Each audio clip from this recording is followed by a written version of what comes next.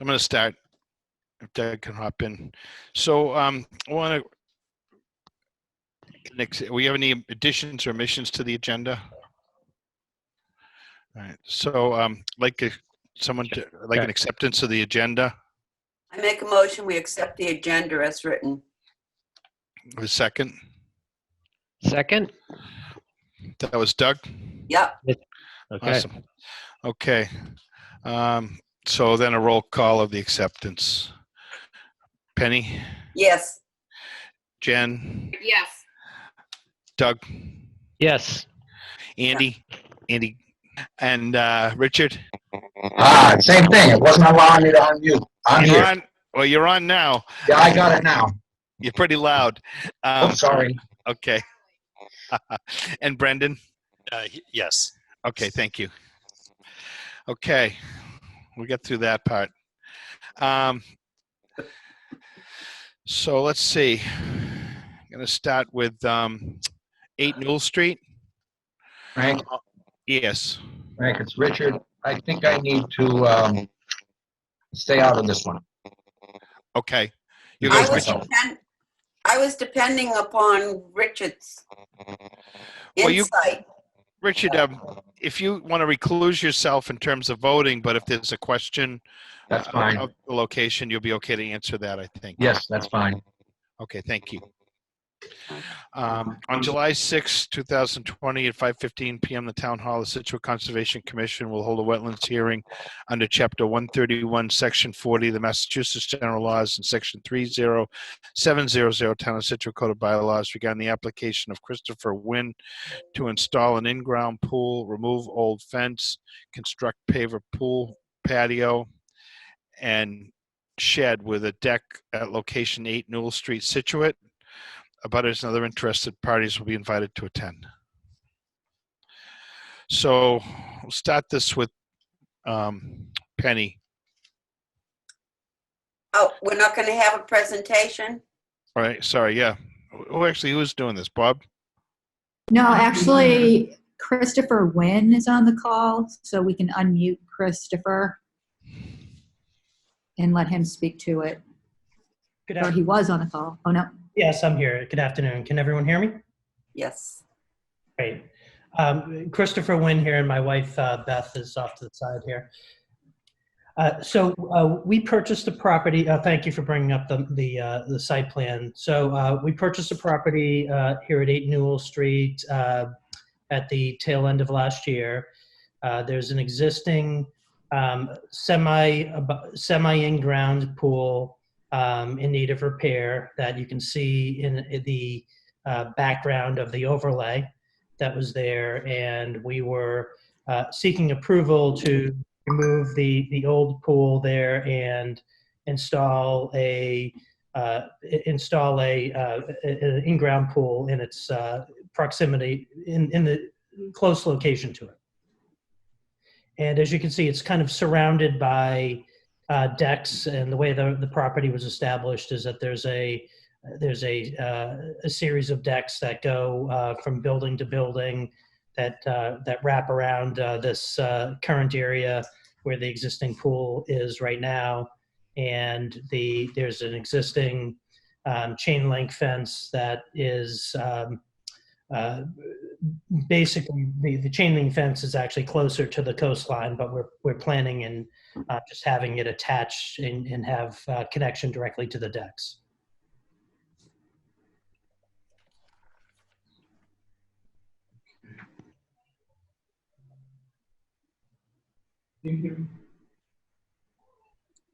Well, I'm in the room with you, so I can hear you, yeah. Jen, I'm having the same trouble with this again. Can't hear you, Frank. You're mute.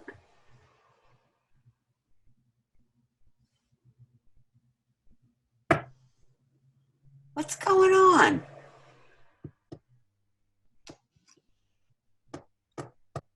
Can you hear me now? Yes. Yeah, Okay. Thank you. So Penny, actually, I am going to get down the line. I've got the roll call Yeah. that we used from last time. So Richard, you're near there, and I realize you're going to recluse yourself from voting, but do you have any comments or anything at this time? You want to wait?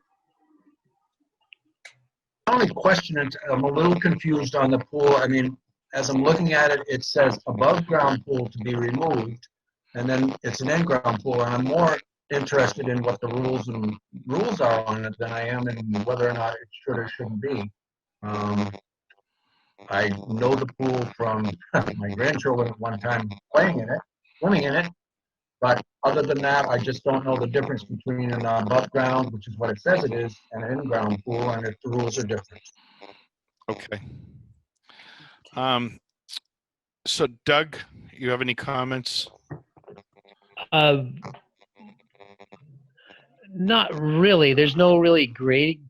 It doesn't look like there's any kind of grading change at all on the plan. It's right along the South River, I guess. That's correct, yes. And so we have a coastal bank right there. So I mean, it's it's an in-ground structure. It's going to be solid concrete pour, whatever the material is. So do we allow things to be constructed that close to the coastal bank is the question. I don't have a problem with the project or anything. It's obviously tight in there with all the resource areas. But it looks like you're going to dig a hole and you're going to pour in the pool, and then that's kind of the end of it. That's correct. And the plan was to use the sand and the fill to, whatever suggestions are to build proper, banks and replant any, coastal vegetation. There's not much there. It's mostly weeds, but there is some seagrass. So we would plan to not to remove any material from the property, but just properly disperse it into spots that would that would be protective of the coastline and so forth, and of course neighbors. Yeah, sure. I see there's an existing wall there already supporting the bank. So as long as the construction doesn't undermine that in any way or adversely affect the stability of that wall, I would think. That wall is Not really a problem. about 11 to 12 inches in width, in depth, I should say. And depending on as it goes around the property, in some spots it's, two, maybe, about 2 feet high. In some spots it's, very nominal and basically graded into the ground there. Okay. You all set for the moment, Doug? Yes. Yep. Go ahead. Penny? Okay, I'm not all set. It's only 8.8 feet away from the top of the coastal bank, the corner of the patio. The other pool was quite a distance away. It was above ground. I do kind of have a problem with an in-ground. You're digging in the ground where the above the ground was sitting on the ground. Also, it's inside the 100-foot riparian from the river. That, I think, creates a little bit of a problem. And there will be a couple of mature trees removed in order to put that patio in. Well, on that point there, he drew them in. There's actually one living tree that is there, and it would not be disturbed in terms of doing the patio, so that it would go around it. There is on the plan it shows another one. There's a dead piece of redwood. Basically, it's long since dead. That's there next to that would be removed. But the living tree we would preserve and just work the patio around it. Okay, well, I don't know. I'm not real comfortable with an in-ground pool that close to the coastal bank and the marsh and all. And once you start, I'm assuming It's only gonna be a 3-foot pool? Well, how deep is, no, it isn't. It's gonna be 8? At one end, yes. Yeah, towards the, river. It could go either way. He just drew it in on that side with the assumption that it does plane down a little the ground, so the less digging that needs to be done, but it could go on either end. Well, I'm going to defer to Amy because I am not at all comfortable this close to the river putting a pool in, an in-ground pool.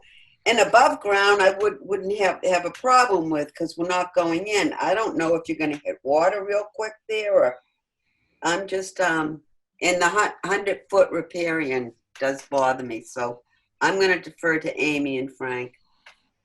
All right, I'm going to keep going down the list here for a second. Sure. Jen Foley. Yeah, I would I would echo all of Penny's comments with just, I mean, it feels slightly unnecessary to even raise it given the pool is the bigger issue, but just questioning like the concrete wall, which would disrupt the flow of water, which is maybe about a foot high around the edge of it. And I'm not totally following, or maybe I wasn't paying attention.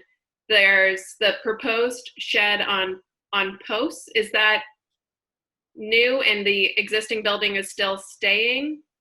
Correct, yes. Okay.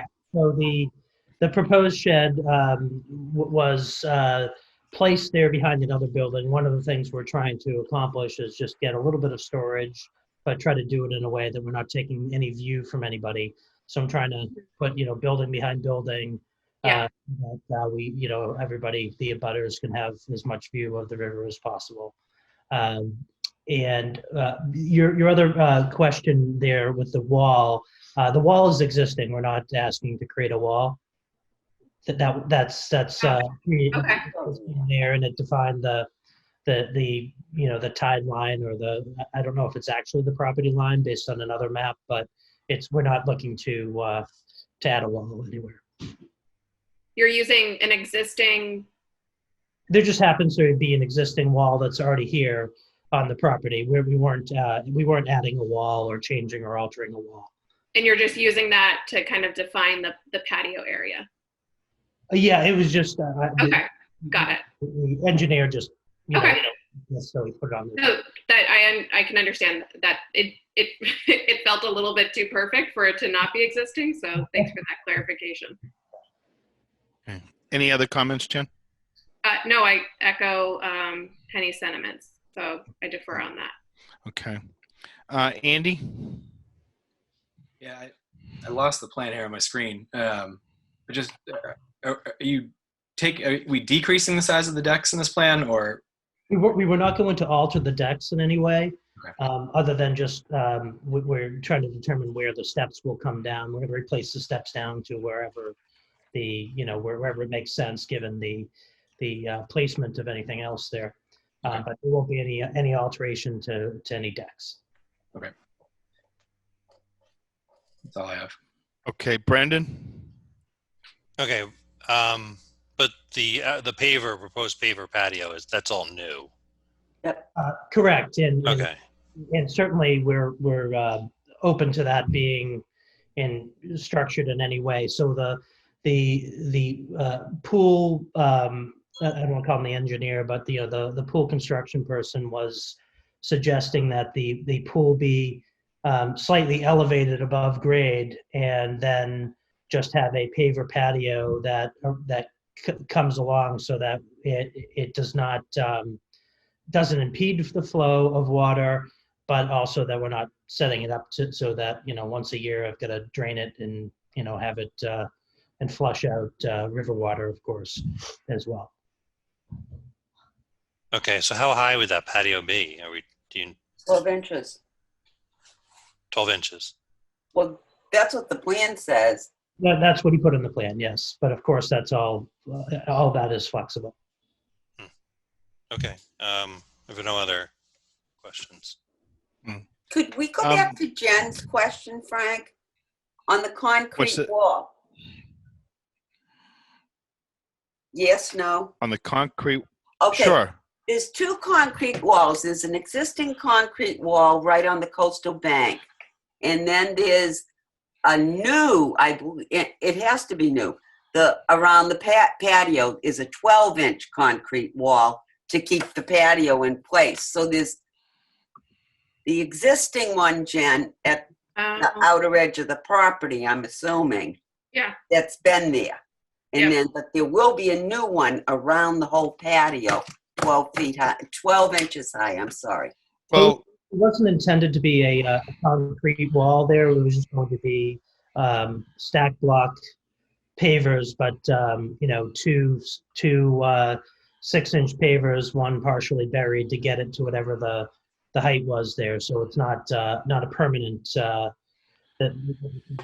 permanent structure. So our belief is that that if there was ever water that we wanted, obviously, to be able to drain through back into the sand, and if there were a storm and we had to fix the pavers, that it would just be, that we could, pick them up, reset them, and lie them flat. Okay. I just wanted to try and clarify for Jen, because I got a little confused. Certainly.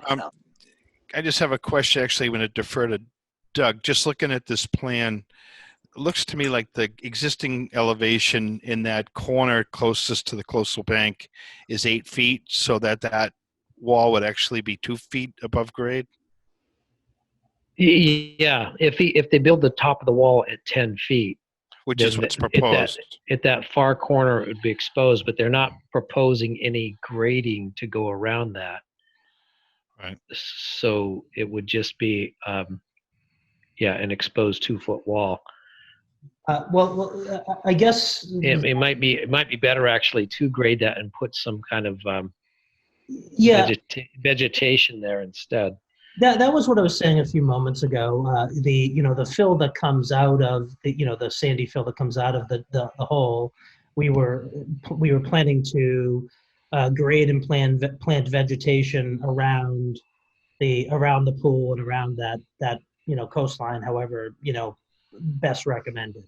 So we weren't going to remove any of the material from the property. We were just going to, and we weren't going to have a big exposed wall. It was basically just going to take that and plant seagrass and other appropriate plantings along the edge of that and grade it appropriately to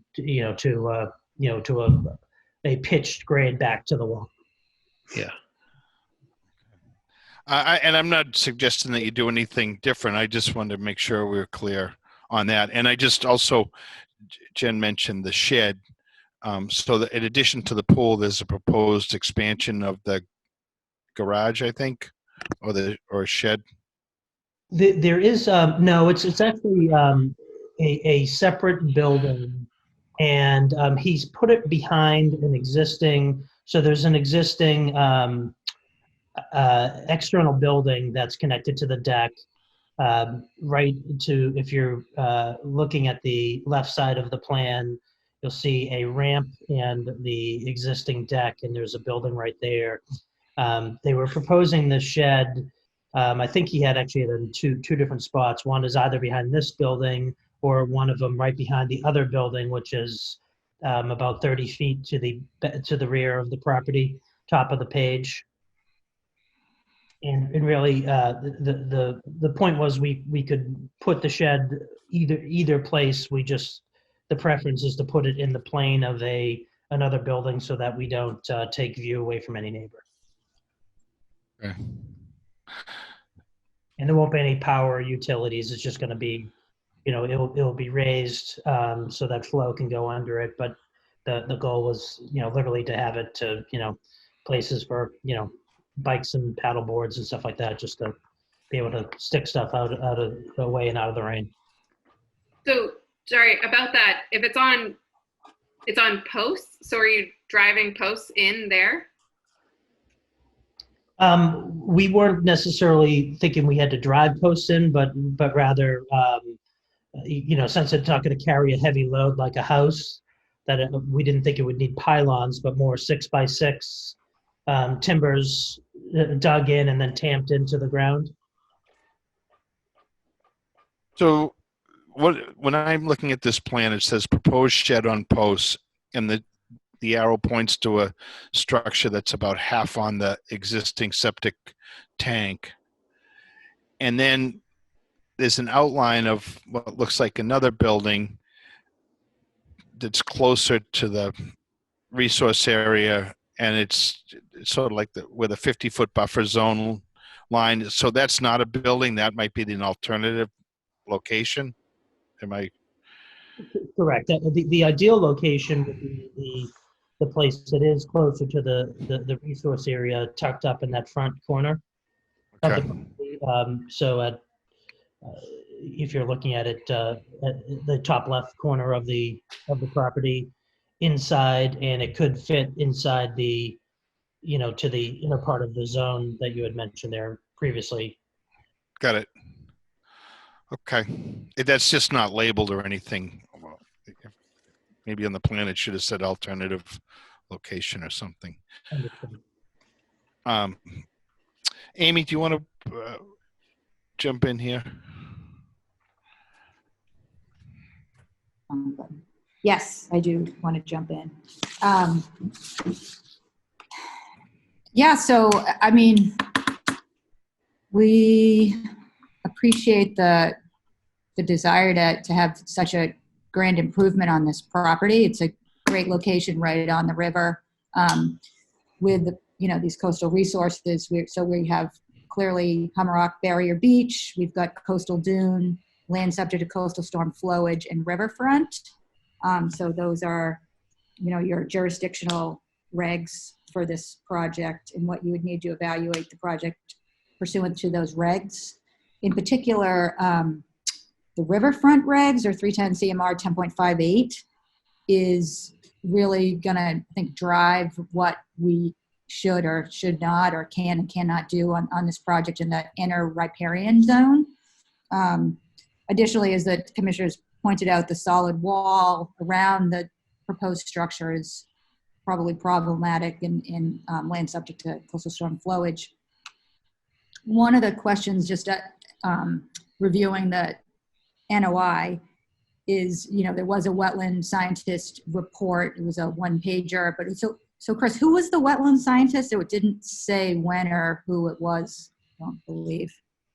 I'm not 100% certain of that. Mr. Crawford was the engineer that originally had worked on the property and the addition of these outbuildings back with the prior owner, which was one of the primary reasons I engaged Mr. Crawford, because he had the plans and the knowledge of the property instead of starting from scratch. But I don't have that information offhand, but I can certainly get that. Right. So I guess I would first off probably question just the technical accuracy of the plan itself and the locations of the resource areas. I mean, we don't usually accept top of coastal bank as a wall. It's not an engineered structure. It's actually the landform. As far as like mean annual high tide, I'm not really sure where that came from. They didn't cite that either. But just, generally, any project in the riverfront just has a different set of performance standards that they need to meet from a regular notice of intent. So these riverfront standards, in the riverfront, all 8 interests of the act are presumed important. So those would be water supply, groundwater supply, flood control, storm damage prevention, prevention of pollution, protection of land containing shellfish, protection of fisheries, and protection of wildlife habitat. You could allow alteration of up to 10% of the total riverfront area on the lot, or 5,000 square feet. I mean, so that is a possibility if the applicant can demonstrate that the interests of the act are met with the project. And so one of the important components of the riverfront analysis is an alternatives analysis. So when we have a project in the riverfront, especially in the inner riparian, we ask the applicant to review the property and to show us, evaluate different locations of how you might be able to get that project out of, that inner riparian area, so that we can preserve those interests of the act. Not to mention Scituate's bylaw, which is a 50-foot buffer from the resource boundaries. So, I mean, it gets fairly complicated. I guess I would throw out the question as to, is there an alternative location, or maybe even easier would be, could we just rebuild in place? Because I think that would be a easier project to approve rather than an expansion of the pool itself with this, wall structure surrounding. Those are my comments for now. Okay. I did notice, Amy, in this, looking at the plan in the top corner, it says Coastal Bank and Edge of Salt Marsh flags by South River Environmental Oh, yeah. on March 2nd of 2020. It's in the upper corner of the plan. That's good. I see that. Yes. So that's good. It sounds like there's a fair number of questions. It's been a little bit difficult, Mr. Wynn, to deal with some of these remotely. Typically, we would be at a hearing room and have a little bit more dialogue. Maybe Bob would be on site, at the meeting to explain a few things. I'm wondering if this isn't a fairly sensitive area, if it wouldn't be best served to continue the meeting and get a little bit more information. Have you made a site visit, Amy? I have not been able to get to this project. And then maybe look at some of the alternative pieces, just to see if there's any other way to do this. If there's not, the other thing that comes to mind is that typically when someone's looking to construct something in a resource area like this, is that they offer some form of mitigation. And I'm not sure what that would constitute for your project. Typically it's plantings or some other piece that the commission could look at and say, well, the applicant doesn't have a good alternative here. So maybe there's another way to improve something on the site. And I'm just not that familiar with your site, to be honest with you, to offer something at this time. So I know people have been waiting for a while to get things moving, but I'm just wondering if it wouldn't be best served to try to make some sort of site visit or take a look at this with a few members and just see if there's some alternative that could be offered, or at least some mitigation that could come in. Does anybody have any thoughts on that? I wonder if we could give him some direction. Like, what are you thinking? Is the primary concern more mitigation? Because what I was thinking is that back corner along the an improvement that could be made. I haven't seen the site either, so I guess that does become a problem with these things these days. But if the primary concern is stabilizing that slope between the pool and the existing wall, there's a lot of room in there that could offer for some vegetation. He's talking about seagrass, but some of the other erosion control vegetation, things like that. Would you want to see something like that?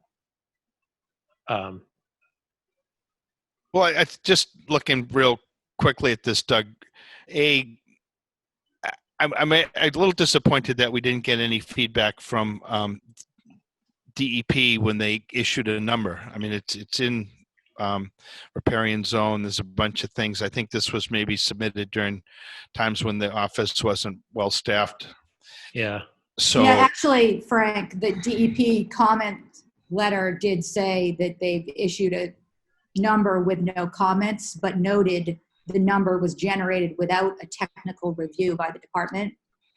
And that is one thing I did have a call into the caseworker to see if it had gone through the normal process, whether they would have commented. So we'll get back to you on that. the other piece I just look at is real quickly, if the pool was turned so it was diagonal with the house, and I'm not trying to redesign this, and maybe there's some other circumstances there, but increasing the distance from the coastal bank, 8 feet from the coastal bank is right. is pretty tight, especially in an area that's been all natural, or maybe a yard, but still not a structure. If there's a way to open to relocation, and one of the reasons for trying to actually push it away from the existing wood deck a little bit was more of a safety thing, where this is a single story house. I, quite frankly, didn't want any of my teenage son and his good idea to go jump off the roof into the pool or something like that. So we were, quite frankly, that was why we pushed that out a little bit more. But we obviously, if you look at the plan where there's a vegetated embankment that's tucked in next to the other part of the deck, like perpendicular to where that is there. So basically, if this were to shift 90 degrees, that would potentially pull it even further away, and that's an area there too.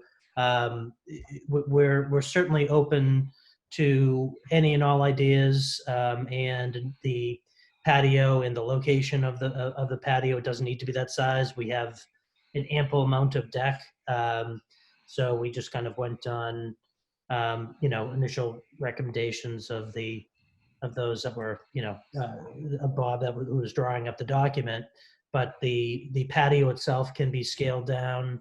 The shape of the pool could be altered to be something. I put a rectangle because it was simple, but the pool could also be a kidney shape or something that hugs around the corner.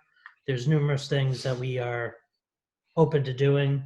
We just figured we would start with simple and adjust from there, whatever's protects the resource area. Okay. I'd like to continue this and maybe have the opportunity to take a look. And we've been trying to meet with folks, not that we can have a separate meeting, but sometimes a review of the project and a discussion. And then that way, when we come back to a meeting, we've got a few things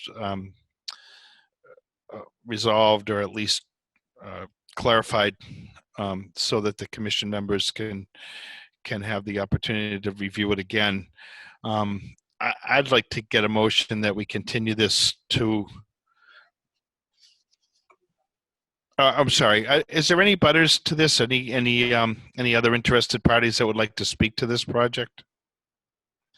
Do we have anyone? They could raise their hand.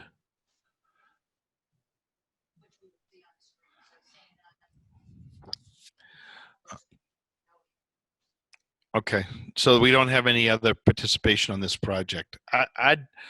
If someone would make a motion to extend this, when's the next meeting, Amy, that this could be? August 3rd? August 3rd. I make a motion to continue 6 Newell to August 3rd. I'm not going to put time down. I was Penny, and I have a second on that. Second. Andy. Second. Okay, so unfortunately, I got to go through the roll call. So, Richard, you're not going to vote. Doug? Yeah. Yes. Penny? Yes. Jen? Yes. Andy? Yes. Brendan? Yes. Frank? Yes. So, Mr. Wynn, I think we should try to connect maybe with Bob Crawford, yourself, something like that. We'll try to figure out a meeting. You Get a could few people out there. contact the office, and maybe we can arrange to get a couple of members to take a look in addition to this, and see if we can't do that fairly soon. So if there's any changes to the plan, they could be done and ready before that meeting. Sure. Okay. Okay. So we should contact the office to try to schedule, or? I think that's the best bet. Okay. Okay. Great. Thank you. Okay, great. Thanks for your time, everyone. I appreciate your assistance. Thank you. Thanks. So now we're on to Otis. 9 Otis. Bear with me for 1 second.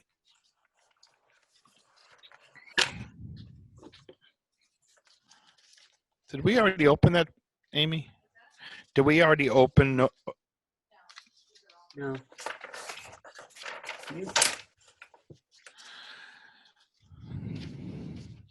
I got it. Sorry. So on July 6th, 2020 at 5:15 p.m. the Town Hall, Scituate Conservation Commission will hold a wetlands hearing under Chapter 131, Section 40 of the Massachusetts General Laws and Section 30700 Town of Scituate Code of Bylaws regarding the application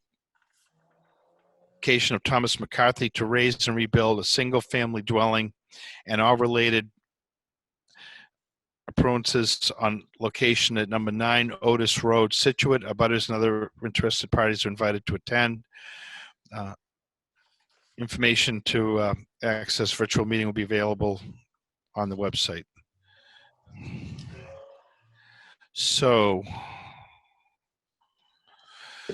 I believe that Tom McCarthy is presenting on this one. okay. Tom, are you with us? Does he have to be let in, Amy?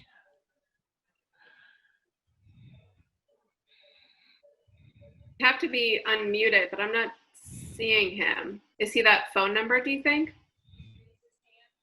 Yeah, I was wondering if it was the phone number too. Okay, I'll unmute that one. Am I working now? Yeah, I heard that. I You think we did? got Okay. you. Good Hey, evening, Frank, how's it Tom. going? Tom, are you with us? Yes, I am. Okay. So why don't you give the commission a explanation of what you propose to do on the site? We are proposing to raise and reconstruct just for two reasons. Basically, because of the condition of the existing house, it's beyond repair. Normally, I would repair something like that. And the second thing being is so close to the right-hand lot line that we thought it would be a much better idea to try to get it centered in the lot. It's big. Okay. Anything else to add to that, Tom? No, I think that's pretty much it. It's a single family, 2,600 square foot house. We've done quite a few of them down that neck of the woods, so I think we're just kind of on the same plane here. Got it. Okay. Richard, I'm going to work my way through the commission members, Tom. Sure. Richard? Unmute me. There I am. Sorry about that. I was muted there again for a minute. My initial question is how much larger is this house being moved over a little bit from the one that's being raised? A lot. Well, I believe I heard that. but Could you're somebody coming in mute very Penny? rough. Tom, can you just give Richard a rough idea of the increase in square footage? Oh, the existing home? Yes. Oh boy, this thing keeps going in and out. Okay, right. The existing home is around 2,000, 1,800, 2,000. And how big would the new home be? 2,600. Okay. Now, for the moment, that's all the only question I have for the moment. Okay. Doug? So our resource area here is land subject to coastal flooding. Land subject to coastal storm flowage. Correct. So is this on a full foundation? The new house is on a regular foundation, but no basement or anything, no floor. It's the kind that we have either have the blowout panels or the automatic ones now. Okay. So I was wondering, does this have to go up on piles or? Not in that location, no. Oh, I'm sorry. If you've been asking me that question, I'm not even sure. No, that's okay. You maybe know the answer to that, but does Do we have a foundation plan? No, that was one of the comments I was going to make, is that we're waiting on the foundation plan. Structural plans are missing, and I also would comment that on a new house of this size, we'd probably want to see a couple of dry wells for stormwater. And also Exactly. Yep. All right, let's. wondering whether or not it kicks into the stormwater bylaw, but I think if some dry wells would suffice. Let's run through the commission members. So I think the answer, Doug, to your question with the foundation is this a poured concrete foundation with the storm vent, But we don't have it yet. but we don't have a plan. okay? So Is that right, Tom? Yeah, I'm guessing that's correct, Frank. I just wasn't sure there wasn't a plan, but I'm going to say yes, that's correct at this point. Okay, so but there is a proposed at least ventilate or what are they called? Either the Yeah, flood the vents or blow-off breakaway vents. vents. Flood vents. Thank you. Those kind of things or openings. Yeah, That's okay. correct. Yes, sir. Good for now. Yeah, good for now. Penny? Jen, you can let Penny talk now. Thanks. I just wish the plan was better. I don't see any resource areas. I don't even know where I'm looking. I'm not happy with this plan, but that's fun. As And far as what goes, I'm sorry. Well, who's speaking? I don't know. Boy, this is hard to hear. Yeah, Tom, can you, so Penny, can you elaborate just a little bit more? Well, I don't, to be honest, I'm not even sure which direction I'm looking at. Where's north on the plan, please?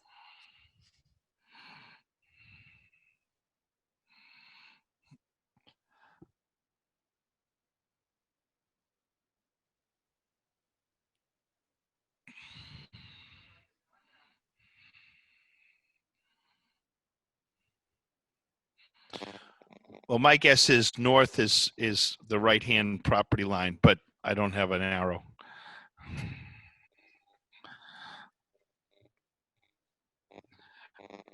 Okay. So I think Penny's point is that the plan's still lacking some information. Is that Yes. okay? Jen? I would share all of the other comments, but for the proposed driveway,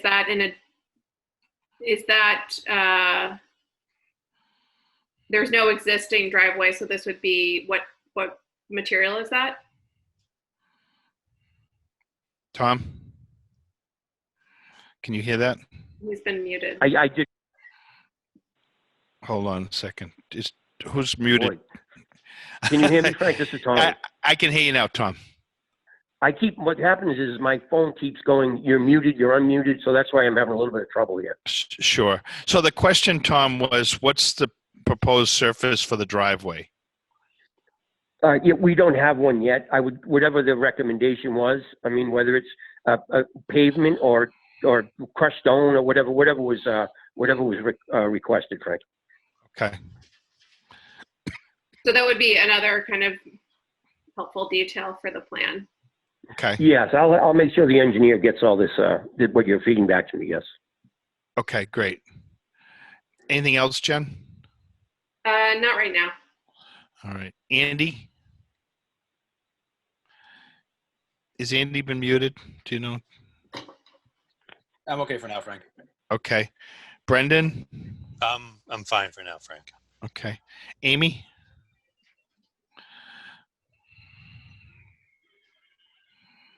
Yeah, so I agree that the plan does lack some details, but the jurisdiction is only land subject to coastal storm flowage.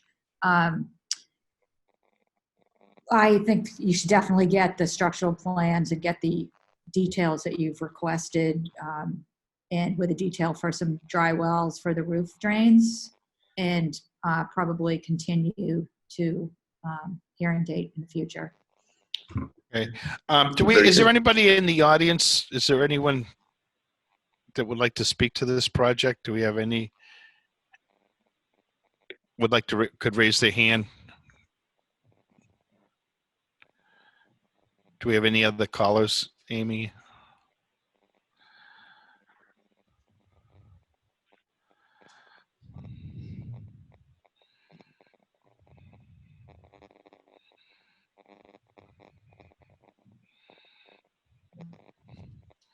Jen, do you see anybody from on your end? No, there's only a couple of people that are on mute right now.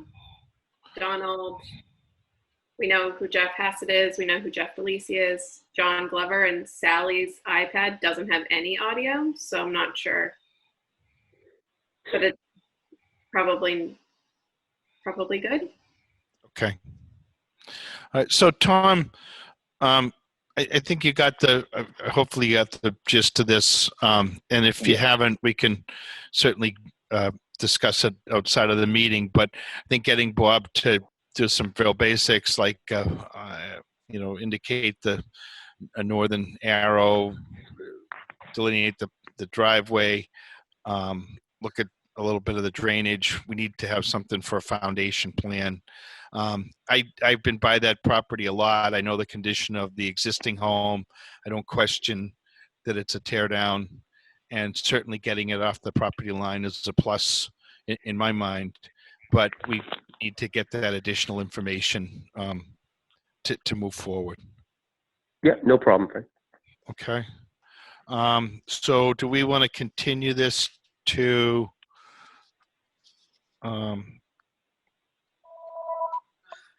August 3rd? Can somebody else continue? I can't. I make a motion that we continue 9 Otis Road to August 3rd. I'll second, Richard. So that was Jen Foley for the motion and Richard Harding for the second. So all in favor? Richard? I'm in favor. Doug? Yes. I guess I think Penny would be in favor of that. Jen? Yes. Andy?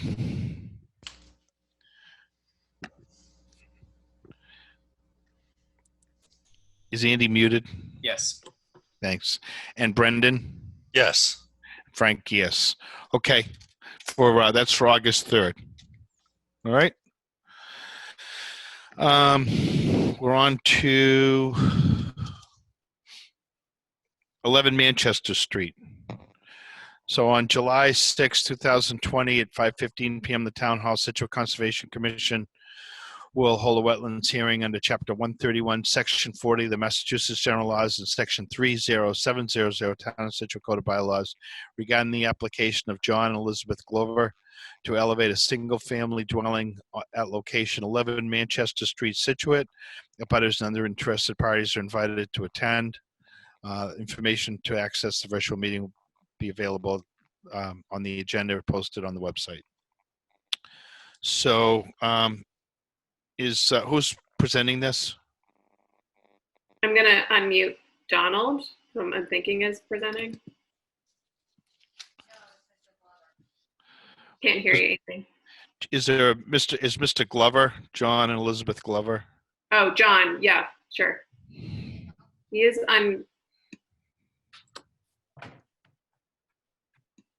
he's not muted. I also have Atlantic Coast Engineering unmuted. So that would be Jed Hannon. Jed, are you there? Good evening, members of the commission. Can you hear me okay? I can. Okay, great. Yeah, so why don't I get started, and then I know the owner, John Glover, wanted to just provide some historical comments relative to the existing house. So as you mentioned, the proposed notice of intent here is to elevate the existing house. It's been flooded numerous times over the last several years. The site description included at this location is that it's in the barrier beach. It's land subject to coastal storm flowage. We're obviously inside the 100-foot buffer. We did have Brad Holmes out there from ECR March 20th of this year to put the wetlands flaggings in. So those are depicted on the plan. We do have our north arrow on the plan. One thing to note that's interesting relative to this property is that the address is 11 Manchester Street, but it's accessed from a gravel driveway off Central Street, which is on the north side of the lot. So as you come down the driveway, you can see there's an existing house there on the left, and then in the back is where 11 Manchester is. Some things to think about too as we talk through this. The location of the house is pretty constricted because you have the wetlands on the south side of the property, and then you have the existing septic tank system and piping, and then you have the leaching field out towards the driveway. There's also overhead wires that come in that you can see on the plans. So there's really not much room to go anywhere with this house except up. There is a little bit to the east, but it's very constricted, as you can see. So right now, okay, you're showing the existing house. John Glover, do you want to just maybe talk through some of the history of the house, and then I can dive into the details on our proposed foundation plan and answer any questions the commission members may have. Hear me now? Yes. Great, thank you very much. I'm sorry, my microphone seems to not be working, so I'm on a landline. And I'm here with my wife, Elizabeth. Just a little background. This home has been in the family since 1965. It's about 1,000 square foot, two-story colonial on a poured slab on grade. My wife's family purchased it from Ralph Hatch. Ralph has built a dozen houses or so in Hummerock. So it's a quaint little place. It's only used during the summer months, and the foundation, the first floor poured foundation, is at about 8.9 elevation. So every 3 or 4 years we get water inside when there's a surge tide. So as Jeb pointed out, my wife and I purchased this about 2 years ago as part of a trust, family trust. It was left to, and we simply want to raise this up to the FEMA minimum, which is about 13.2 feet, perhaps a little bit higher. So it'd be coming up about 5 feet higher than it is today. And hopefully that'll keep us from getting wet every 3 or 4 years. So we feel that the house has, some historic and certainly a lot of charm. We have considered rebuilding, but we do want to retain the house itself. It's all the original southern yellow pine beadboard interior. Original windows, original floors. So we'd have no intention on changing anything. In the second floor of the house, we do need to demolish a portion of the first floor in order to accommodate the equipment to elevate the house from its current height. So with that, I'll let Jeb get into some of the details of the project. Do you have any other questions for me? Well, let Jed finish presenting, and then we'll let the commission members pose their questions. Thank you. Thank you. Jed? Okay. So as you have shown here, the you can see the proposed layout. The existing house is proposed to stay in the same footprint. There is a proposed covered porch and some deck area, simply because of the fact that there really is no deck now. So that's what's proposed here. You can see in the I guess it's the southwest corner, there's a utility closet that needs to be installed for obvious reasons. We did submit the stamped structural foundation plan, and what's proposed there is a combination of diamond pier footings, which you can see on the structural plan, and then concrete open pilings, open piers, if you will, and those are reinforced concrete. I know typically, in this area, you folks like to or really require the wood pilings. However, given the geometric constraints here on this property, really the best way to do this is to simply elevate it and put in the concrete open piers. We did talk to Bob Vogel pretty thoroughly. We have emails regarding the geometric constraints on the property, and really the inability to move the house. And so it was our position and opinion that due to the existing conditions at the property where the house was, that we're really kind of forced into having to use concrete piers versus moving the house out of the way and driving wood pilings. So Bob was more or less in agreement that we have a unique scenario here at this property, just given the geometric restrictions that exist here. I guess at this point, I'll open it up to any questions you might have. Okay. So, Richard? Yeah, I was actually there today on a couple of occasions, taking a look at this.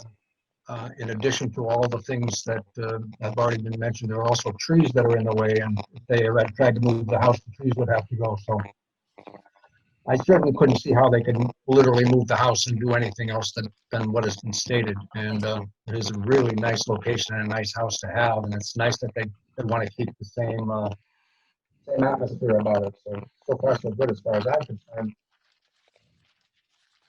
Okay. Doug?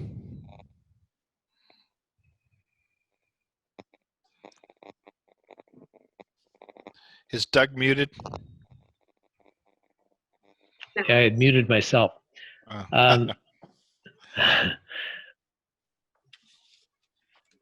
Yeah, is that like some kind of a stone wall or something up front?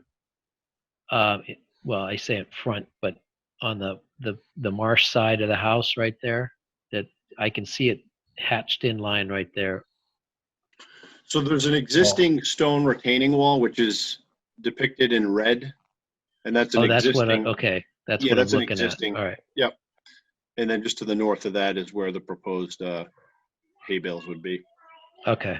Yeah, it seems like getting it up is going to be a good thing. So and you said the zone is, let's see, what are we here? What elevation you going up to? 16? So this is AE 13. So if you do the conversion factor and add the 0.79, where the finished floor elevation would be 14. Okay. So a foot above the AE 13. Okay. Yeah, I guess that would be the only, making sure that it conforms to the current FEMA regs would make, if you're going to lift it up, you might as well get it up high enough to do that. At one point in time, I thought Scituate, this is many, many years ago, but the Concom required that they added an additional foot to the FEMA elevations in an A zone. So in other words, if it was an A15, they'd make you put the lowest horizontal structure at, or the first floor elevation at 16. Is that not the case anymore? Is that? You're right on with that, Doug. So that's why we're going a foot above. That is still currently the case? Okay. Yes. All right. All right. All right. That's the only questions I had. Penny? No, it's, I'm okay. Get it up. Jen? Yeah, I'm good. Andy?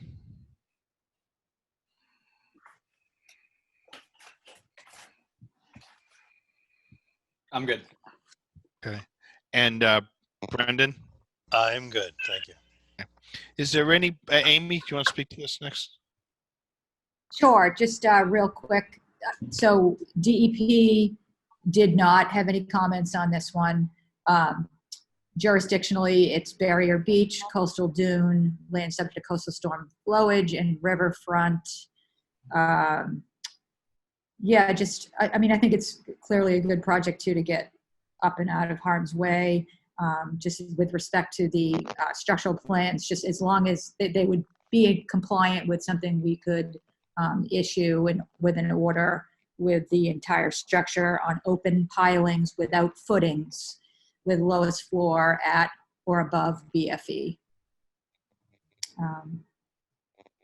So since we have the structurals in hand, it's just, I think if based on your analysis of that, we may be able to vote on an order tonight. Okay. Is there anybody in the audience would want to put a hand up? Do we have anybody outside of this group?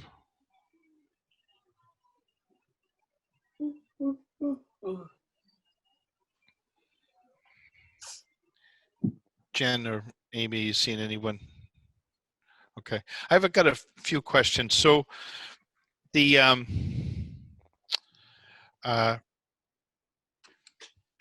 proposed deck that's going towards the marsh looks like it's going in the area where there was a gravel patio and some sort of wood retaining wall. Do I have that right? Yeah, that's correct. That's correct. It's a gravel with flagstones, and it's the area outside of the rear access to the property or to the house. Okay, so is that going to get removed and then the deck constructed? It looks like maybe there's a utility room that's being constructed over that, which is going a little closer to the. No, the deck approaches the utility room and then stops, and what you're seeing is the gravel patio underneath the utility room. Okay. But most of the gravel patio is currently where the deck is going will have to be removed. We'll probably have to put some gravel underneath the deck. Okay. It's just that trying to minimize the expansion going towards the resource area would be my thought. And then did you say that this was a slab on grade when we first started the hearing? Yes, I did. So the first floor of this house is concrete? Yes, it is. So you're going to remove that and build a wood floor? Or are you going to elevate the slab? No. The structural plans call for the removal of the existing concrete slab. And then the installation of the reinforced concrete piers, and on that there will be either a 10 by 12 beam structure, and then on top of that there'll be a typical 2 by 10 floor that will be built, and that will become the new first floor. Okay. I was trying to. I've got your structural plan in hand, so I was trying to sort that out. So your building mover is essentially going to pick up the second floor and the first floor walls. Yeah, they're Correct. going to wrap the interior with lam beams that are bolted into the existing first floor studs. And then they're going to elevate with the steel I-beams under the lam beams. Got it. Yeah, there's no other way to pick this house up. Which makes it difficult to move as well. So, okay, that makes sense.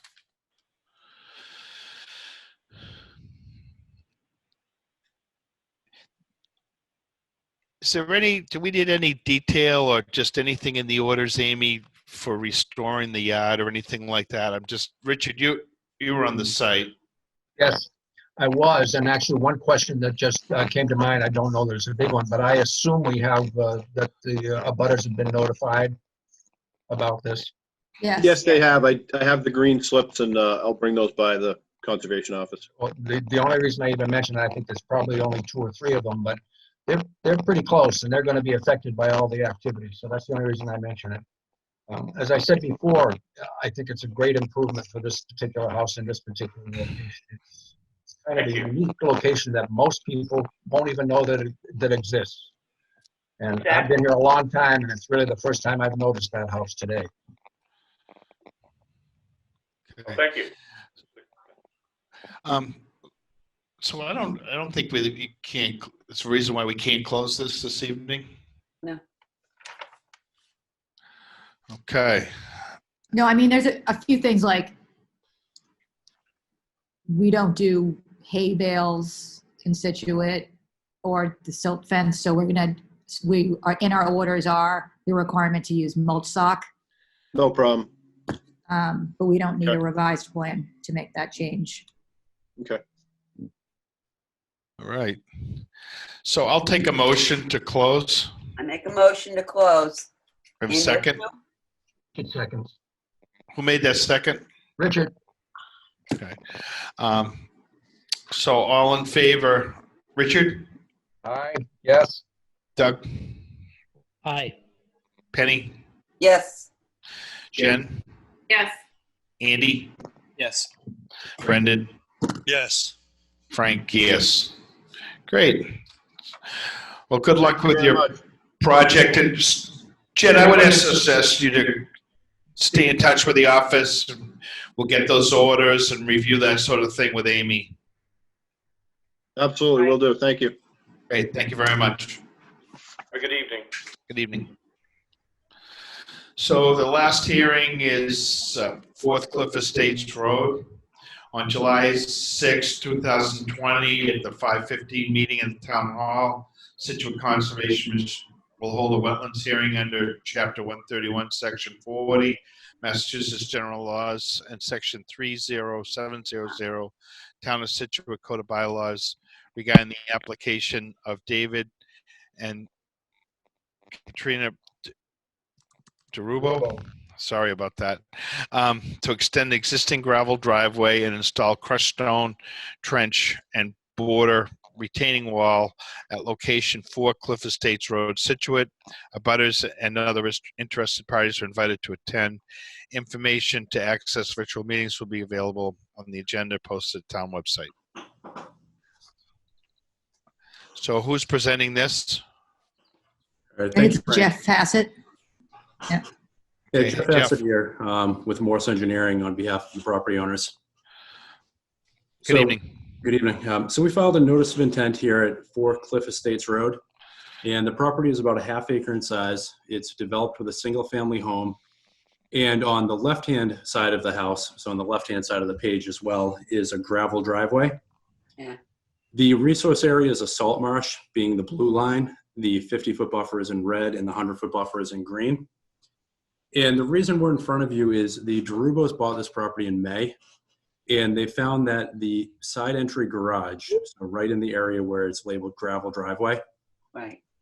is really not usable. It's very difficult to get a vehicle into those garages, especially the second bay. So what we're proposing to do is extend the driveway by only 5 feet. They feel like another 5 feet would give them enough room to pull forward and then back in or to back out of the bay and pull out. So what the proposed work would be to extend the driveway 5 feet beyond the existing picket fence. At that point, there would be a boulder retaining wall about 5 feet tall, so stacked boulders without any masonry. And then that would be backfilled with crushed stone. So the benefit of this project, we understand that the work is very close to the salt marsh. There will be a temporary disturbance in order to do the work. But the benefit would be that right now all the runoff from beginning up at the roadway runs down that driveway, and it really funnels at that point down towards the wetland. And it is an area that's subject to erosion, gullies, and that's part of the reason why. Actually, if you don't mind scrolling down to the bottom of the page, there's a photograph of the area. Mm-mm. Oh, maybe not. No. Okay. All right, included in the application package then, if you have that available to look at yourselves, there's a photograph of the area. But yeah, it's an area subject to erosion. And after this wall is installed, the wall will be captured the runoff will be captured in that stone trench and percolated into the ground, or at least dispersed in order to prevent erosion or minimize erosion in that area. So again, it would be a temporary disturbance, but we see it as a long-term benefit. And the photograph would show you the neighbor's driveway goes well beyond, and it's a gravel driveway, and it's going to remain as a pervious driveway. So, thank you. How much bill? Okay. Richard, your thoughts? Yeah, it makes sense to me from a non-engineering point of view that the trench would capture the runoff, and that this would be an improved situation. So I'm okay with it so far. All right. Doug? Yeah, it looks.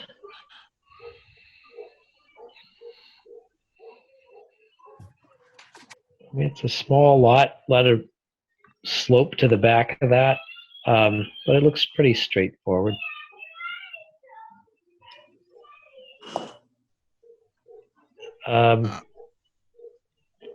Yeah, I'll come back if I have any major questions, but I don't see anything that's jumping out at me here.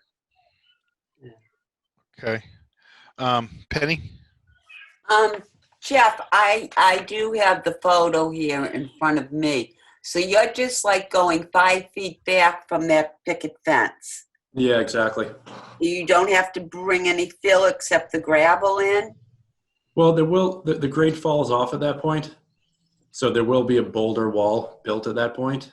Okay. So the work will be done up from the driveway, reaching down with an excavator to pull the soil back and then place the boulders, and then backfilled with the gravel. So how high or how tall, however you want to look at it, is the boulder wall? It's 5 feet. Oh, it is 5 feet. Yep. Okay, because it almost looks level with the neighbors, but I guess it isn't. Huh. Okay. The neighbor's driveway goes well beyond, meaning closer to the salt marsh, Oh, yeah. but it's at No, a I understand lower elevation. Yeah. Okay. Thank you. You're welcome. Jen? I appreciate that right off the bat, Jeff, you included kind of like how this project was a betterment. So that was really great to hear. I feel like not often do we kind of like get a win like that. Is there anything else proposed on site to kind of further mitigate being so close to the wetland? No, we are open to ideas if you have anything in mind. We talked about plantings, but that area already is stabilized. Yeah. Okay. The area that's already vegetated. Okay. Anything else, Jen? No. Okay. Andy? No, I think I get it. Good on this one. Okay. Brendan? I have nothing else. Okay. Amy? Yeah, so jurisdiction is salt marsh, land subject to coastal storm flowage, and your local 50-foot no disturb buffer. One of the things, I mean, I think you could condition this, but we don't have any details contained within the application, or maybe I missed it, but was looking for the details for the pervious pavers. We did get some detail for the infiltration area, but the pavers themselves to function, they would also have a design spec. So I'm thinking that, you know, you could potentially close this one with some special conditions. And also mitigation plan, which Jen also said, typically you would get, you know, you for this kind of an alteration, if you can't avoid it, which clearly this is a tight site. So that's why you're trying to, you know, look for a solution for this driveway. Can't avoid it. We would want it to be minimized and or mitigated if you're going to be into the resource buffer like you are. That's it. Okay. Is there anybody in the audience for this project? Maybe put their hand up if they are. What's that? We have somebody named Donald on this call that I'm not sure which project. We just asked to unmute. Okay. Just one point of clarification, Amy, because you mentioned the pavers. I didn't see. Any favorites? Looks to me like he's proposing gravel, not Yeah, pervious pavement. if I could clarify that. Well, it says proposed pervious driveway extension. Yeah, the little detail shows that as being gravel. So yeah, Jeff is. Yeah, if I could clarify You doing- that. Okay, well, that's we're not good pro- then. We're not proposing any pavers. It's a pervious driveway. Currently, it's gravel, and what the plan does say shell infill to be utilized on existing driveway. So the intent is to Okay, good. convert the gravel driveway to a shell driveway. Okay. That's good. Okay. Just a few things. So when this is changed, Jeff, just don't see much contours here. This isn't going to shift any drainage towards the neighbor at all, right? No, nope. Okay. And then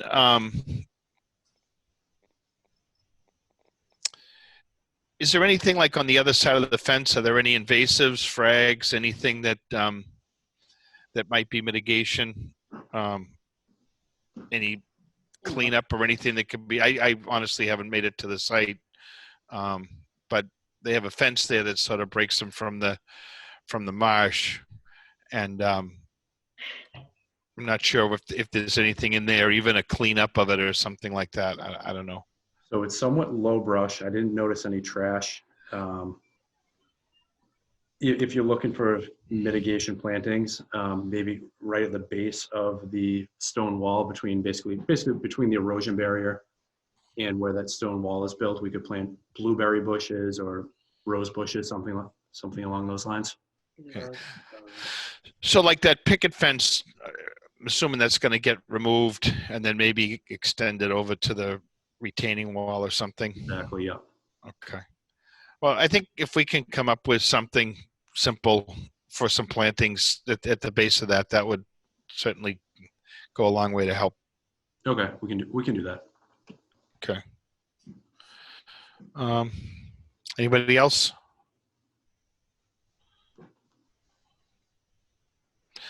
All right. I'll take a motion on this. Make a motion to close. Take a second. That was Doug. For a second, correct? Yep. Yes.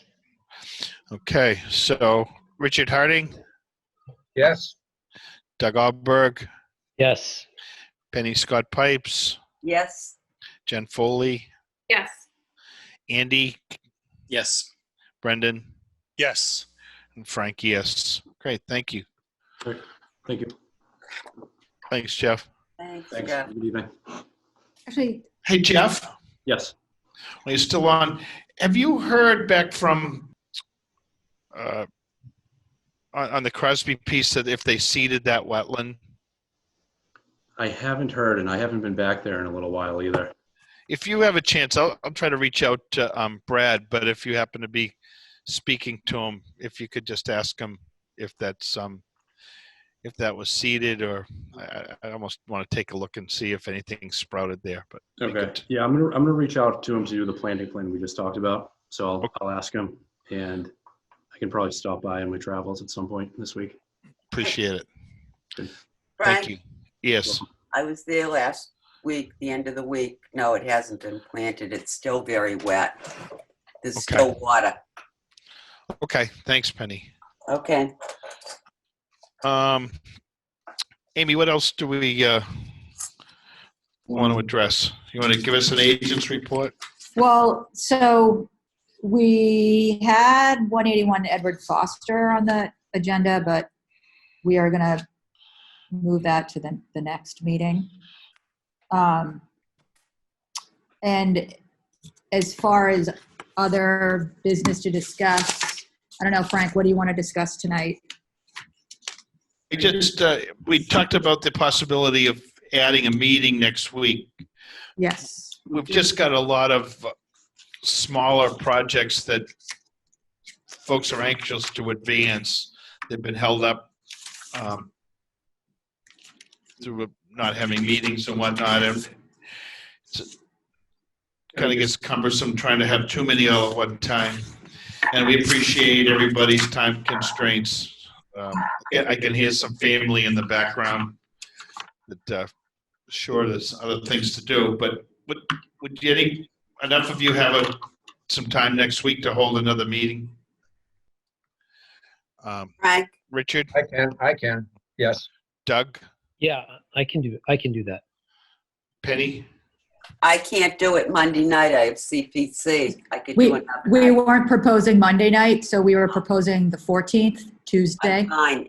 Any night except Monday. So the 14th is the Tuesday? Mhm. That's fine. And we could do it early if that works for people, keep it early, or we could shift it to however we can get a quorum, really. Andy? I can do the 14th, yeah. Okay, Brendan? I can do the 14th. Great.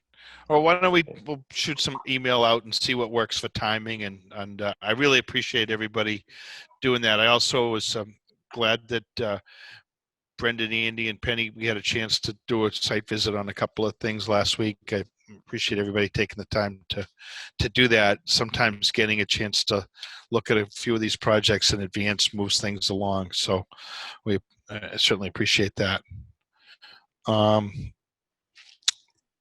I really can't think of much else. Anybody want to add anything? I do.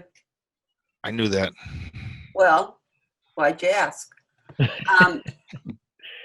Andy and I went out to the railroad bed, and we were kind of wondering. Andy had I thought, a very good idea after walking the railroad bed, seeing how beautiful it is, and we definitely need to get a bridge out there. But to first begin with the two crossings off of the Dunkin' Donut Trail, my brother Paul said that they were supposed to have culverts put in there, that you could cross on top of the culverts. But anyways, I think Andy's idea of starting there was a great idea, but I think Andy would love to get some feedback to get this going. I appreciate you doing that. I hear you had to help you make your way back. Well, I stumbled. He kicked me. Yeah. Telling everyone. Yeah, that's your story. Oh, I have stories. Andy, God love you. So we've had this discussion several times, and the goal, I think, for the commission was we start to pull together projects in the West End. And also I want to just congratulate Penny and CPC and Historic Commission on the town meeting and the acquisition of the Mordecai Lincoln property. When that gets done, that's going to be a real gem and another project for the commission in time to come. But congratulations for all your hard work on that one. In case anybody missed it, Penny was interested in acquiring that project for Very some much. time. Well, congratulations. It's a good one. It's unique. It's unique. It is. It is. So before we do that, we've had interest and Jen's given us a lot of feedback on the amount of people that use the Driftway Park. Andy and I had a chance to chat about it. The commission has some preliminary plans for different ideas, and we've also gotten interest from the selectman's office and others asking if we can't sort of up our game in that Driftway Park. It's a very popular area, and it gets a lot of use. And I think that Andy had a great idea in a way to kind of get this rolling might be to, these small bridges are actually in back of the Russo mitigation. It was sort of to the west of the riverways and the marina that's tucked in back of James Landing. And there was a dike there, and there's two openings, and if they had some bridges across them, it would create a loop from the Dunkin' Donuts, that little parking area beside that, all the way around in front of James Landing and the marina, and pop back out on the Driftway. And it would be a fairly low-cost way to at least start the process. And I think that's a great idea. And I think when that was proposed by the MBTA, they were originally going to have one opening, and then it didn't work, and the marsh sort of stagnated, and so they redid the design and created the two openings. And I don't recall the piece about culverts, Penny, but I do know that there was talk at the time to have a couple of bridges, and they just never materialized. So we can look and see whether there's any funds still remaining for those. At one point there was some money around. That's what I was told. For that. So Well, we have money for Driftway Conservation Park. We have a small sum set, like in an account, but I'm not so sure it was designated for bridges. I think it may be mitigation, Amy, from the T. Oh, from the T. Yes. All right, we'll look for that. I was told that there was money to do it, but I don't know if it evaporated or what. But that's what I was told over the weekend. Interesting. Look into it. Well, I think that's a great way to sort of kick things off there, and we can look into whether we have some money, and then how elaborate a plan we need to move forward on that would be great. Do you want to add anything to that, Andy? Somebody let him in.